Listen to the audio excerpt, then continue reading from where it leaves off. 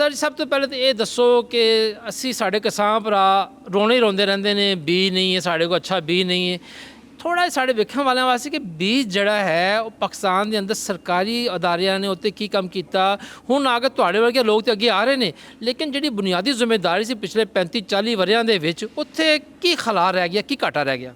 एक है R&D, दूसरी है अपना सीड प्रोसेसिंग सिस्टम कि सीड प्रोसेसिंग शुरू होती है सोइंग से लेके सोइंग कराई जब मैंने उससे वहाँ फील्ड से परचेज करनी है।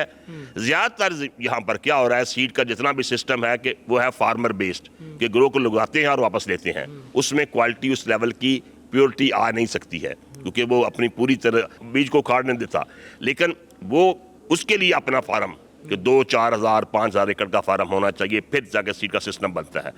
हम इस वक्त तक तकरीबन 2,500 से 3,000 एकड़ खुद फार्मिंग कर रहे हैं अपनी फार्मिंग कि सीड की क्वालिटी एक बने। उसके बाद आता है फिर नंबर 2 पे प्रोसेसिंग। मेरा ख्याल है ऐसा भाई नाले चलते भी जाने हैं ताकि समझाए भी जाओ थोड़ा प्रोसेसिंग यूनिट आता है। मैं कहता हूं कि ये हमने एक लीड ली है कि हमारा सबसे बड़ा मसला आता यही था कि जी उसमें मतलब है जी डस्ट आ गया जी प्रोसेस ठीक नहीं हुआ जी ऑफ टाइप पौधे ज़्यादा हैं जी उसमें साइज ठीक नहीं है। तो हमने सोचा इसके बारे में और हमने सोचा कि ये अगर सीड का बिजनेस करना है तो one of the best processing unit होना चाहिए। और हमने कोशिश की है कि इसको ये हमने ये नहीं कि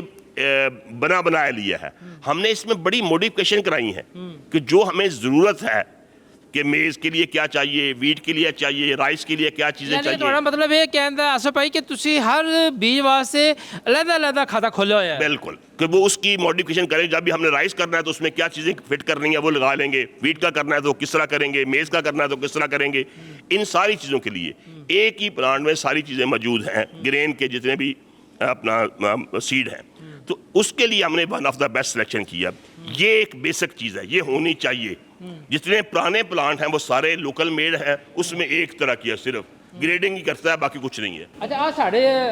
जाने राह दे आ तो मैनू लगता है चौल टाइप की चीज़ लग रही है जी। ये राइस है जी, राइस है जी। छिलका जो है ना छिलका निकाला है उसमें से बाहर। अच्छा। ये वो है, उसमें राइस की प्रोसेसिंग हो रही है इस वक्त। अच्छा, इस वक्त राइस सीड की प्रोसेसिंग अच्छा हो रही हम है। पहले साढ़े वेखण वाले वास्ते थोड़ा जिहा किसान भरा चूंगा बड़ा दिलचस्पी लैंदे ने थोड़ा उन्होंने दी माँ बोली दे विच जरा समझाओ कि प्लांट किस तरह काम करता है। ये जो ना जी प्लांट, हाँ जी, एक मतलब एक भी असल प्लांट मतलब बहुत बड़ा मैंने अब जो देखा है जब लगा है ना चल रहा है तो अब मुझे और भी ज़्यादा समझ आई है। मुझे इतना कंसेप्ट क्लियर नहीं था कि जो हमारा ये प्लांट जो लगा हुआ है और ये जो है उसमें मतलब एक भी टाइम भी बहुत लगता था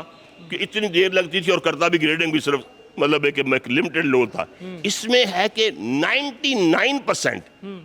मतलब एक चीज़ें क्लैरिटी से आती हैं। इस तरह का और इस तरह का नहीं है को प्लांट मतलब पूरे पाकिस्तान में कि मतलब एक दफ़ा पाइनियर लगाया था, पाइनियर के बाद फिर कोई वो भी आया, उसके बाद ये रोल मॉडल बनेंगे हम। अब देख के लोग इस तरह और भी आएंगे,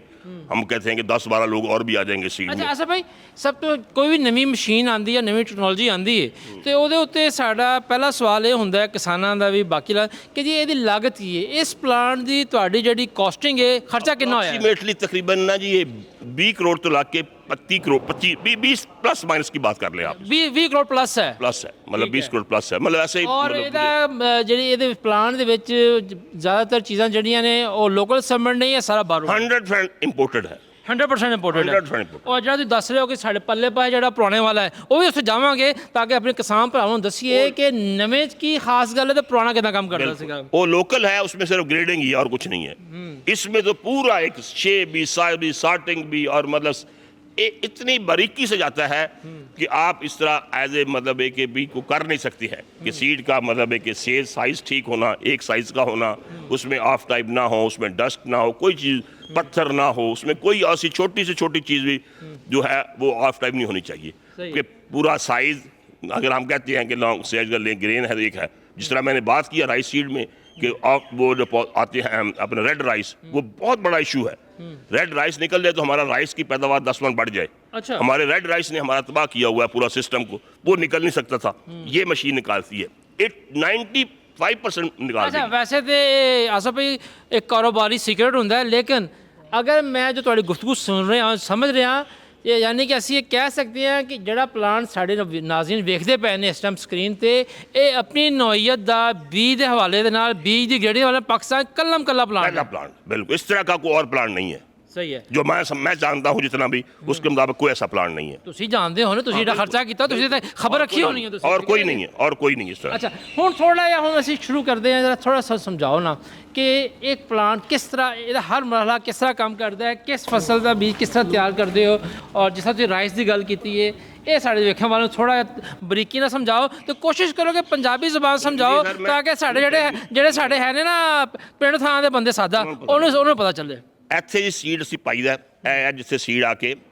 मतलब है कि भी गिरदा है सीड लिया जो मतलब हमने फील्ड से परचेज किया उसको इधर डाल दिया उसे आइए मेरा ख्याल है आप जी इसमें देखें ना आप इसमें डस्ट देखें जहाँ से निकल रहा है तो कितना इसका आपकी क्वालिटी इसकी वर्स्ट है यानी कि ਅਸੀਂ ਜਿਹੜਾ ਵੈਸੇ ਆਇਆ ਹੋਇਆ ਚਾਵਲ ठीक है ना ਉਹਨੂੰ ਇੱਥੇ ਪਲਟਾਈ ਮਾਰਦੀ ਉਹਦੀ लाई मारती थी ठीक है इसके बाद ये हापर से ऊपर जाएगा अच्छा ये पैपाਂ ਦੇ ਜ਼ਰੀਏ जाएगा ਉੱਪਰ हापर तो ਜਾਂਦਾ है हापर ਦੇ ਉੱਤੇ जाएगा जी उस तो बाद पहले जाके ਜਿਹੜਾ ना डस्ट जी और वो देखो ना बाहर जाके डस्ट निकल रही है इसकी वो उस तरफ ਉਹ ਬਾਹਰਲੇ ਪਾਸੇ ਚਲੇਗੀ ठीक है डस्ट बाहर चलेगी उसके बाद यहाँ आ जाएगा इसमें से ये निकल के ये आगे आप देखना ये जा रहा है ना पाइप में यहाँ से होके ये आ गया इस पाइप में से सही है उधर जाएगा पहले उधर जाएगा पहले आ होती ਜਿਹੜੀ ਬਣਾਈ ਹੋਈ ਹੈ ਆ ਹੋती ਟੈਪ ਜਿਹੜੀ ਹੈ इसमें जाएगा वहां से फिर दोबारा सक होगा सक होके जाएगा इस तरफ ये आ गया बीडी स्टोनर यहाँ पर जो स्टोन है ना छोटा छोटा वो निकाल देगा इसको ਅੱਛਾ ਇਹਦੇ ਚ ਛਾਨੀਆਂ ਲੱਗੀਆਂ ਹੋਈਆਂ ਨੇ शानी लगे मैं कहता हूँ ज्यादा अगर ये बात करेगा तो बेहतर होगा ਥੋੜਾ ਆਓ ਜੀ ਮੇਰਾ ਖਿਆਲ ਹੈ ਤੁਹਾਡੇ ਸਾਹਿਬਜ਼ਾਦੇ ਜਿਹੜੇ ਹੈ ਨੇ ਆ ਟੈਕਨੀਕਲ ਚੀਜ਼ਾਂ ਜਰਾ ਸਾਨੂੰ ਜ਼ਿਆਦਾ ਸਮਝਾ ਸਕਦੇ ਨੇ ਆਸਫ ਭਾਈ ਨਾਲ ਤੇ ਫਿਰ ਬਹਿ ਕੇ ਨਾ ਅਫਸਰਾਂ ਵਾਲੀ ਗੁਫ਼ਤਗੂ ਕਰਾਂਗੇ ਨਾ ਅਸੀਂ ਇਹ ਦੱਸੋਗੇ ਜਨਾਬ ਕਿ ਇਹ ਜਿਸਾ ਦੱਸਿਆ ਤੁਹਾਡੇ ਵਾਲਦ ਸਾਹਿਬ ਹੁਣ ਅੱਗੇ ਤੁਸੀਂ ਸਾਨੂੰ ਵੇਖਣ ਵਾਲਿਆਂ ਨੂੰ ਦੱਸੋ ਜਰਾ ਇਹਦੇ ਵਿੱਚ ਨਾ ਸਾਡਾ मतलब लगा है वेट स्केल ठीक है जिस तरह से हम इसमें डाल रहे हैं और उसी तरह उसमें हॉपर में जाएगा हॉपर में जाने के बाद जो है ना उसमें से जो जितना भी डस्ट है ना साथ वो सक करके बाहर फेंक देगा ठीक है उसके बाद ये आ जाएगा डी स्टोनर के अंदर ये डी स्टोनर के अंदर आएगा तो इसमें जो है ना छोटा छोटा रोड़ी जो भी वो जो मतलब कचरा है जो उसमें से रकबे के अंदर से आ रहा है सीड के साथ ही वो सारा भी ये क्लोज करना शुरू कर देगा अच्छा ये पहला प्रोसेस अच्छा एक पोर्शन वो हो गया ठीक है ना जी दूसरा पोर्शन ये हो गया ये दूसरा पोर्शन ये हो ठीक है। गया डी स्टोनर आ जाएगा और इसके बाद प्री क्लीनर आ जाएगा फिर मतलब जो बिल्कुल जो इसके अंदर जो छोटी मोटी जो भी मतलब जो कचरा है जो मतलब इनर मैटर होता है या ब्रोकन सीड होता है या जो बिल्कुल हल्के वेट में जो सीड के मैच को नहीं करता वेट को वो फिर इसके बाद इसमें निकल जाएगा सेपरेट हो जाएगा ਇਹਨੂੰ ਅਸੀਂ ਕਹਿੰਦੇ ਆ ਪ੍ਰੀ ਕਲੀਨਰ ਯਾਨੀ ਸਫਾਈ ਤੋਂ ਪਹਿਲੇ ਦੀ ਸਫਾਈ जी बिल्कुल बिल्कुल ये फिर उसके बाद प्री क्लीनर के बाद आ जाएगा फिर इधर से फिर ये रोटेट होके वापस बेल्ट के साथ वापस अगले स्टेप में चला जाएगा फिर इसके बाद इसमें आएगा फाइन क्लीनर फाइन क्लीनर में आएगा ना तो इसमें जो है ना बिल्कुल जो साइज़ है ना वो एक कर देगा ये इसमें से जो साइज़ है जो छोटा है या बड़ा साइज़ है ना वो अलग अलग करना शुरू कर देगा इसके अंदर ये प्रोसीजर स्टार्ट हो जाएगा इस ग्रेडिंग के अंदर ना फिर इसके बाद आएगा फिर ये नेक्स्ट स्टेप में फिर जो है ना लेंथ आ जाएगा इसके अंदर लेंथ ग्रेडर आ जाएगा लेंथ ग्रेडर में जो है ना जो लंबा और छोटा जो साइज़ है ना उसको डिफरेंशिएट करेगा ये ਨਹੀਂ ਛੋਟੇ ਮੋਟੇ ਇੱਕ ਸਾਈਡ ਤੇ ਕਰਕੇ ਕੋਈ ਛੋਟੇ ਤੇ ਛੋਟੇ ਇੱਕ ਸਾਈਡ ਤੇ ਔਰ ਲੰਬੇ ਤੇ ਲੰਬੇ एक साइड पे करना शुरू कर देगा उस ये स्पेसिफिक ਅੱਛਾ ਇਹ ਦੱਸੋ ਇਹ ਜਿਹੜਾ ਹੈ ਇਹ ਵਾਲਾ ਪੋਰਸ਼ਨ ਜਿਹੜਾ ਹੈ ਮਸ਼ੀਨ ਦਾ ਇਹ ਕੀ ਕਰ ਰਿਹਾ ਹੈ ये जो है ना इसमें वेट के ऊपर चल रहा है अच्छा ये ग्रेविटी स्प्रेडर कहते हैं इसको basically final cleaner sorry final cleaner कहते हैं ना तो बिल्कुल जो है ना ये जो उसमें डस्ट भी आपकी कोई तुक्का शुक्का जो है वो भी आपका निकाल देगा ये उसके बाद जो है ना इसके अंदर जो भी साइज़ का भी डिफरेंशिएट कर देगा चीज़ों को ठीक है जो अदर मतलब छोटा साइज़ है तो वो सेपरेट हो जाएगा बड़ा साइज़ सेपरेट हो जाएगा इसमें भी इसी तरह और प्योरीफाई कर देगा उसके बाद ये लेंथ क्लीनर आता है तो लेंथ क्लीनर में बिल्कुल दो चीज़ें रह जाती हैं सही है बिल्कुल तो उसमें जो चीज़ें हैं ना वो फिर मतलब जैसे रेड राइस आ जाता है जो कि बहुत बड़ा प्रॉब्लम हमारे लिए छोटा सा चावल जो है कोई मतलब शिवर रह गया दाना तो वो प्रॉब्लम है हमारे लिए उसके साथ जो है ना जो बिल्कुल जो सीड की क्वालिटी में जाना है जो फाइन तो वो फाइन या सुपर फाइन जो है वो फिर इसके अंदर जो है ना डिफरेंशिएट हो जाएगा ਠੀਕ ਹੈ ਉਹਦੇ ਬਾਅਦ ਅਸੀਂ ਪੰਜਾਬੀ 'ਚ ਗੱਲ ਕਰੀਏ ਕਿਉਂਕਿ ਤੁਹਾਡੇ ਪ੍ਰੋਗਰਾਮ ਦੇ ਹਵਾਲੇ ਨਾਲ ਜਿਹੜੀ ਗੱਲ ਹੈ ਸਾਰੀ ਪ੍ਰੋਗਰਾਮ ਜਿਹੜਾ ਵੀ ਹੈ ਤੁਸੀਂ ਕਹਿੰਦੇ ਹੋ ਕਿ ਪੰਜਾਬੀ 'ਚ ਅਸੀਂ ਗੱਲ ਕਰਨੀ ਹੈ ਚਲੇ ਦੇਖੋ ਤੁਹਾਡਾ ਗਾਹਕ ਵੀ ਜਿਹੜਾ ਹੈ ਉਹ ਪੰਜਾਬੀ ਹੀ ਬੋਲਦਾ ਹੈ ਪੰਜਾਬੀ ਸਮਝਦਾ ओवरऑल डेफिनेटली वो तो हैगा सारा ਸ਼ਹਿਰਾਂ ਵਾਲੇ ਬਾਬੂ ਨੂੰ ਬੀਨਾ ਕੋਈ ਗਰਜ਼ नहीं है ये जो ग्रेडर है बेसिकली ये इसमें ज़्यादा राइस के लिए इसमें रोल नहीं है इसका ये अदर सीड के लिए मेज के लिए ਕਿਹੜੇ ਵਾਲਾ ये पोर्शन ਤੇ ਜਿਹੜਾ ਇਹ ਦੇਖੋ ਆ ਜੋ ਉੱਤੇ ਦੋ ਲੱਗੇ ਹੋਏ ਨੇ ਜਿਹੜੇ जी ये मकई वास्ते है मकई दी ਬਰੀਕੀ ਵਾਸਤੇ ਸਾਰਾ ਇਹਦੇ ਚ ਰਾਈਸ ਦਾ ਕੋਈ ਰੋਲ ਨਹੀਂ, ਕਿਉਂਕਿ ਹਜੇ ਰਾਈਸ ਚੱਲ ਰਿਹਾ, ਅਸੀਂ ਰਾਈਸ ਦੀ ਗੱਲ ਕਰ ਰਹੇ ਸੀ, ਲੇਕਿਨ ਇਹ ਜਿਹੜਾ ਪੋਰਸ਼ਨ ਹੈ ਸਾਰਾ ਦਾ ਸਾਰਾ ਮੇਜ਼ ਉੱਤੇ ਜੀ ਉਹਦਾ ਨਾ ਫਾਲ ਕਰ ਰਿਹਾ, ਤੇ ਉਹਦੇ ਵਿੱਚ ਇਹਦਾ ਮਤਲਬ ਮੇਜ਼ ਦੇ ਵਿੱਚ ਵੀ ਨਾ ਜਿਹੜਾ ਸੈਗਰੀਗੇਟ ਕਰਦਾ ਸਾਈਜ਼ ਨੂੰ ਇਹ। ਅੱਛਾ, ਇਹ ਦੱਸਿਓ ਜਿੰਨਾ ਤੁਹਾਡਾ ਪਲਾਂਟ ਹੈ ਇਹਦੇ ਚ ਕਿੰਨੇ % ਜਿਹੜਾ ਹੈ ਆਟੋਮੇਟਿਡ ਹੈ, ਕਿੱਥੇ ਕਿੱਥੇ ਤੁਹਾਨੂੰ ਜਿਹੜਾ ਹੈ ਤੁਹਾਨੂੰ ਆਪਣੀ ਲੇਬਰ ਦੀ ਜ਼ਰੂਰਤ ਪੈਂਦੀ ਹੈ? ਇਹ ਟੋਟਲੀ ਅਸੀਂ ਆਟੋਮੇਟਿਡ ਕਰ ਰਹੇ ਹਾਂ, ਅਸੀਂ ਡਿਜ਼ਾਈਨ ਹੀ ਆਟੋਮੇਟਿਡ ਕੀਤਾ, ਇਹਨੂੰ ਲੇਬਰ ਇੰਟੈਂਸਿਵ ਅਸੀਂ ਕਰ ਰਹੇ ਹਾਂ ਬਿਲਕੁਲ ਹੀ, ਕਿਉਂਕਿ ਲੇਬਰ ਦਾ ਜਿਹੜਾ ਹੈ ਨਾ ਸਾਡੇ ਵਾਸਤੇ ਬਹੁਤ ਪ੍ਰੋਬਲਮ ਹੈ। ਯਾਨੀ ਇਨ ਉਸ ਤੋਂ ਬਾਅਦ ਆਊਟ ਵੀ ਆਟੋਮੇਟਿਡ ਹੈ, Automated ਹੈ। A to Z ਜਿਹੜਾ ਨਾ ਸਾਡਾ ਆਟੋਮੇਟਿਡ ਹੋਏਗਾ। ਸਹੀ ਹੈ। ਉਹਦੇ ਵਿੱਚ ਕੋਈ ਵੀ ਇਸ ਤਰ੍ਹਾਂ ਦਾ ਪ੍ਰੋਬਲਮ ਨਹੀਂ ਹੈ ਕਿ ਅਸੀਂ ਲੇਬਰ ਨੂੰ ਇਨਵੋਲਵ ਕਰਨਾ ਜ਼ਿਆਦਾ ਅਸੀਂ ਘੱਟ ਤੋਂ ਘੱਟ ਇਹਦੇ ਵਿੱਚ ਲੇਬਰ ਇਨਵੋਲਵ ਹੋਏਗੀ, ਔਰ ਉਹਦੇ ਥਰੂ ਹੀ ਸਾਰਾ ਸੀਡ ਪ੍ਰੋਸੈਸ ਹੋਏਗਾ। ਜੋ